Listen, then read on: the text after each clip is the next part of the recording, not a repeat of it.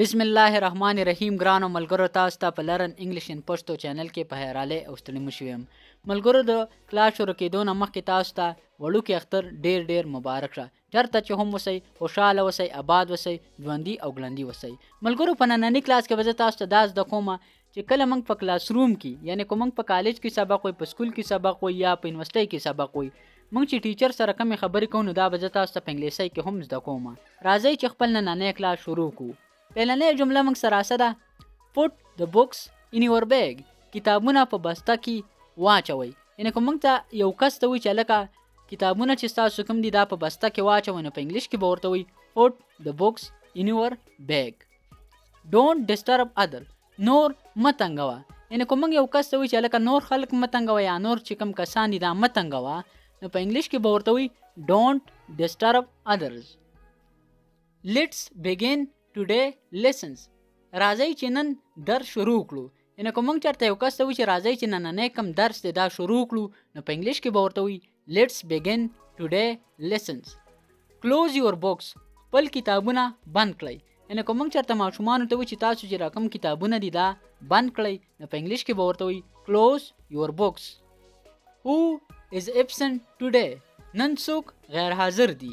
یعنی که موږ چېرته یو کس نه تپوس کوو چې هلکه نن په کلاس کې څوک غیر حاضر دي یا څوک نه دي راغلي، نو په انګلیش کې به ورته وایي who is absent today. pay attention everybody. ټول توجه شئ. یعنی که موږ چېرته کسانو ته وایي چې هلکه ټول زما طرف ته توجه وکئ یا زما طرف ته توجه شئ، نو په انګلیش کې به ورته وایي pay attention everybody. attention چې کومه دی دا وایي توجه ته. are you ready. آیا تاسو تیار یئ؟ که موږ چېرته د یو کس نه پوښتنه کوو چې آیا تاسو تیار یاستئ، نو په انګلیش کې به ورته وایي are you ready. did you get it. آیا تاسو پوښه شوئ؟ یعنی که موږ چېرته یو کس ته یو څیز وښیي، یعنی تاسو ته زه را سبق وښیم او تاسو ته زه ویم چې تاسو په دې باندې پوښه شوئ یا ستاسو دماغ په دې باندې کار وکړو، نو په انګلیش کې به ورته وایي did you get it. what did you say. تا څه وویل؟ که موږ چېرته یو کس نه پوښتنه کوو چې هلکه تا څه وویل، تا کومه خبره وکړه، نو په انګلیش کې به ورته وایي what did you say. say it again please. مهرباني وکړه دا بیا ووایه. که موږ چېرته یو کس ته وایي چې هلکه دا تا چې کومه خبره مخکې وکړه نو دا بیا ووایه، نو په انګلیش کې به ورته وایي say it again please. come in. دننه راځه. که موږ چېرته یو کس ته وایي چې هلکه دننه راځه، نو په انګلیش کې به ورته وایي come in. go out. بهر وځه. که موږ چېرته یو کس ته وایي چې هلکه د دې کمرې نه بهر وځه، نو په انګلیش کې به ورته وایي go out. have another try. بیا کوشش وکړه. یعنی که موږ چېرته یو کس ته وایي چې بیا کوشش وکړه، نو په انګلیش کې به ورته وایي have another try. we have plenty of time. موږ سره ډیر وخت دی. یعنی که موږ چېرته یو کس ته وایي چې هلکه موږ سره خو ډیر کافي وخت دی، نو په انګلیش کې به ورته وایي we have plenty of time. you have almost got it. ته پوه شوی تقریبا. یعنی که موږ چېرته یو کس ته سبق وښیو، موږ ورته وایو چې هلکه ته لږ پاتې بس تقریبا چې پوه شوی په دې سبق باندې، نو په انګلیش کې به ورته وایي you have almost got it. you have improved a lot.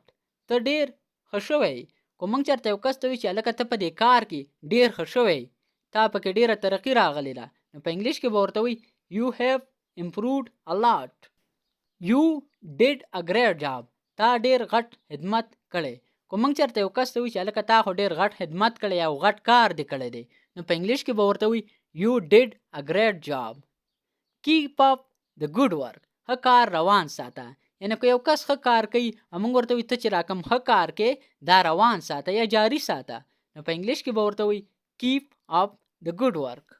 ملګرو، دا و د نننۍ ورځې یو وړوکی شانته کلاس چې دا ما تاسو ته راوړی و. انشاءالله تاسو سره به په بل نوي کلاس کې ملاقات کیږي. تر هغې وخته پورې ماله اجازت راکئ. د خپل ځان ډېر خیال ساتئ او ما په خپلو دواګانو کې هم یاد ساتئ. د الله په امان.